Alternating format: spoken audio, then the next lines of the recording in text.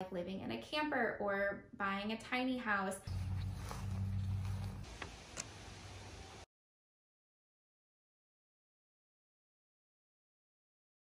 I feel like Connor and I are dreamers. We like to keep our options open, so we're always thinking of new things. So as I mentioned in the past, here's like the list of things that we kind of want to do. We said we would like to either have a family compound with my family, which would be so much fun to find like a big farm we could all live on. Or we said we wanted to find an old farmhouse with lots of land for Connor and I to restore and live on. Or we said we would maybe move out of New York to the South. And now we have another idea to add to our list. And the reason why we keep adding things into our list is because it's great just to keep options open and to be able to search for all of these. So we're constantly looking for family compounds, looking for houses just for Connor and I, looking out of state, and whatever comes up, we're just gonna like take that opportunity, so we don't want to cross anything off the list. But let me talk about our next idea, which is why we're looking at land. And I am really excited about this one, and I feel like this one would be like the most achievable maybe at this point right now.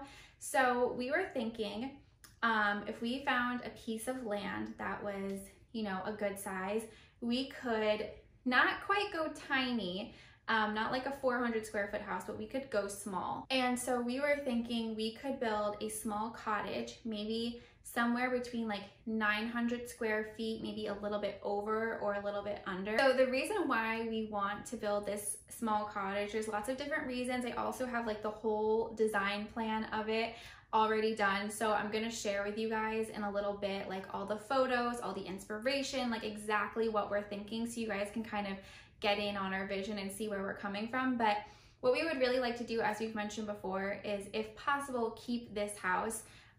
We have just been looking at like all of our bills lately, like grocery store, gas, like all of these common things, and everything is just so expensive.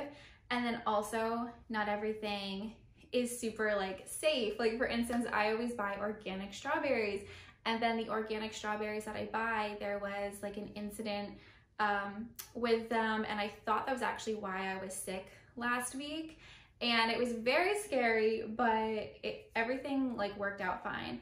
But I just feel like it's like so hard nowadays to like trust where your food's coming from, and just like paying for all of the things, especially because we live in a city, it is so expensive. So we're just ready to get out of the city, move to a place where we could have more of like a homestead and be more self-reliant. Also, the major issue with our current house is, first of all, we love this house. We are so blessed to have this house, and we just feel like we were super, super blessed with how everything worked out for this house. But our house is here, then we have neighbors all here, in the front of our house, in the back of our house.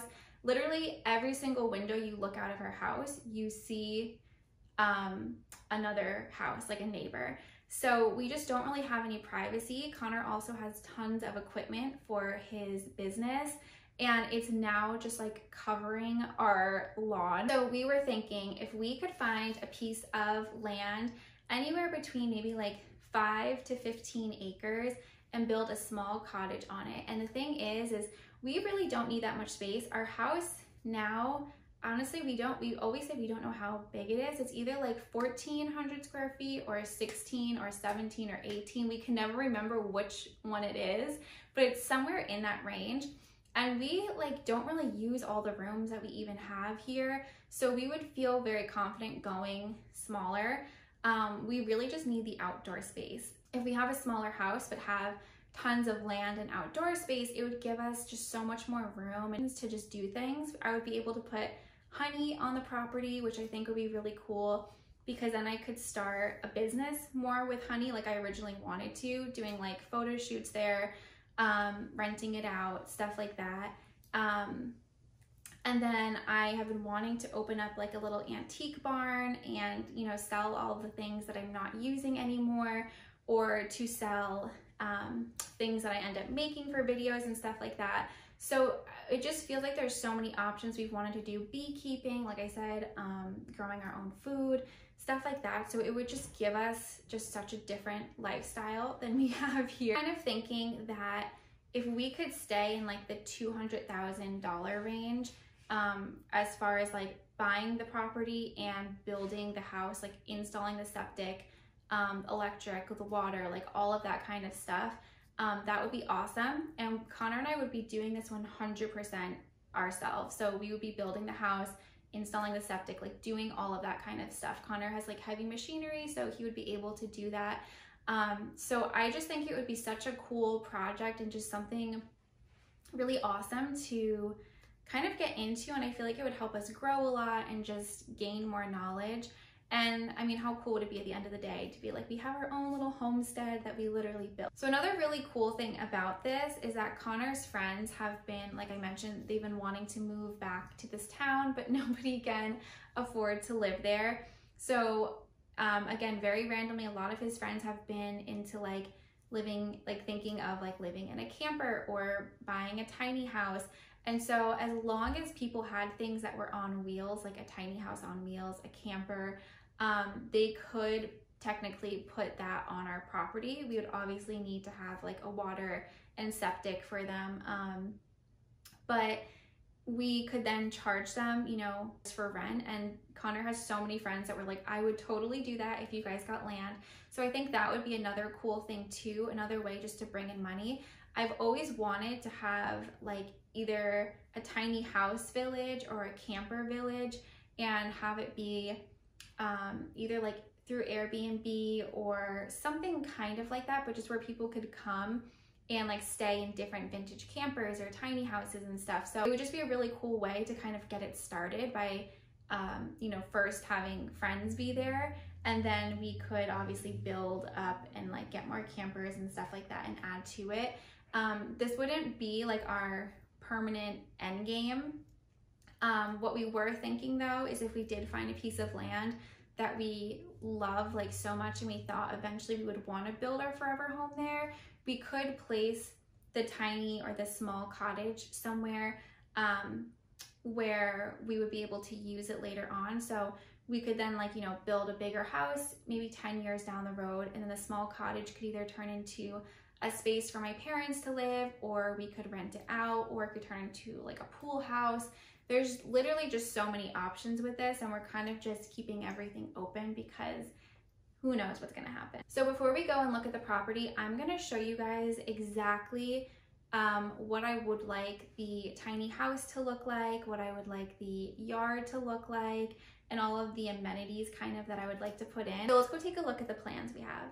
I feel like the easiest way to bring you guys into my brain is just to show you my Pinterest page. So here are some of the exteriors that we were kind of thinking.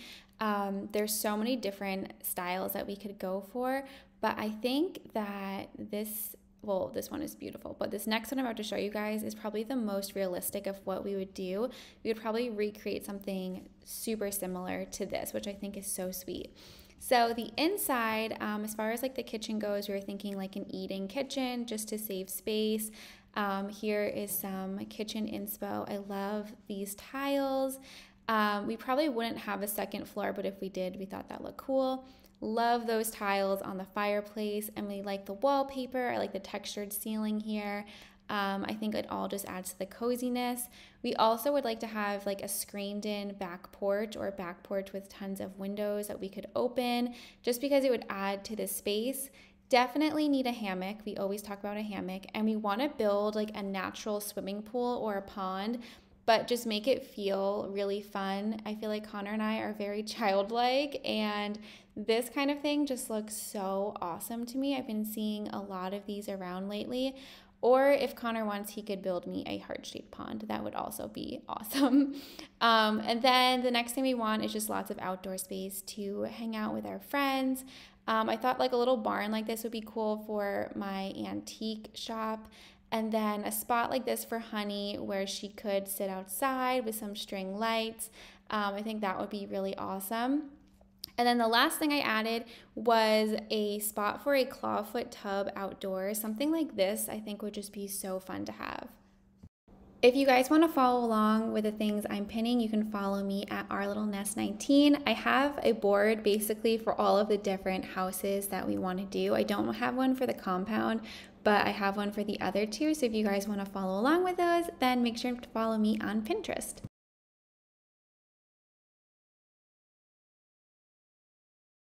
All right, welcome to this very confusing piece of property. So it is about 15 acres, and this is classified as wetlands. When the owner bought it, it was not wetlands.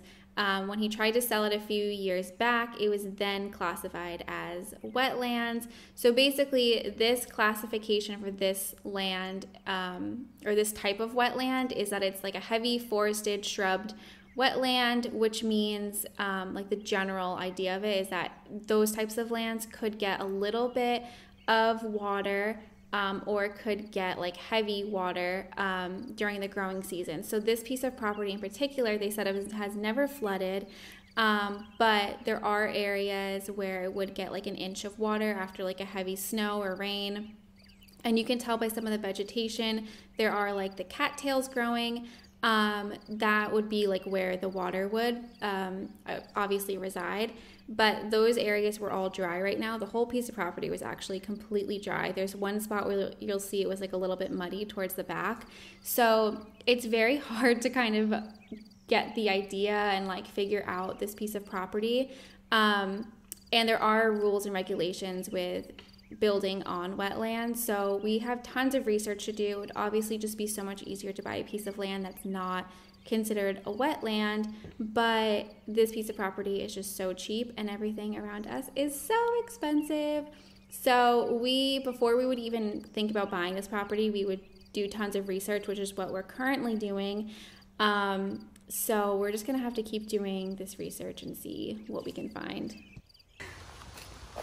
Got a little bridge here. Oh, cute. Oh, yeah, I didn't even know that was there. It's really cute. Area back here, guys. Right. But I think it would be a lot of fun. Come down and say, yeah.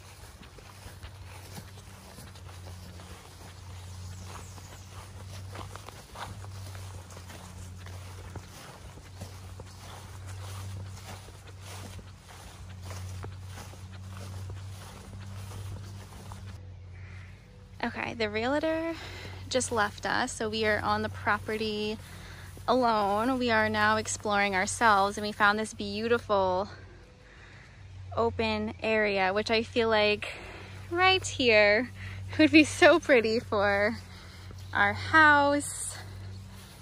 Obviously, by the looks of it, this is gonna be wet over here, so maybe this could be our pond or something.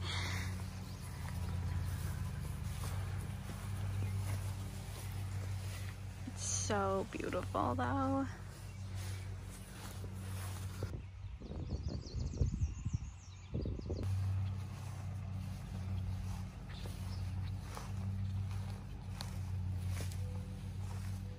Yeah. Oh, little bunnies. I think the biggest.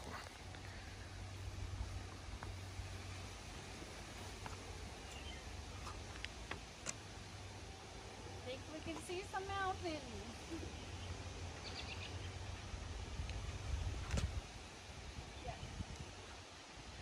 So that is it for this video. Let me know what you guys think of this small cottage idea. I definitely think it's a really fun and also doable idea to kind of add into our lineup of things, you know, we're kind of like keeping on the back burner. We're really excited about it, and we'll see, I guess, what happens. But anyway, thank you guys so much for watching. I will talk to you in the next video. Bye.